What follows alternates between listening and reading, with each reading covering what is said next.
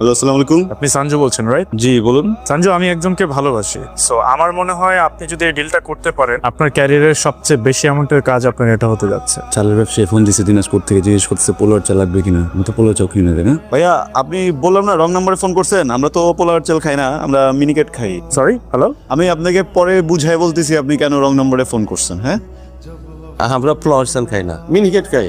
সঞ্জু, এই হাতের মধ্যে বড় হইলি, এইখানে পায়খানা করলি, এইখানে প্রস্রাব করলি, আমার সামনে ভং ধরস, মানে বোঝা উল্টা পাল্টা। অনেক শেয়ানা হয়ে গেছিস তাই না রে?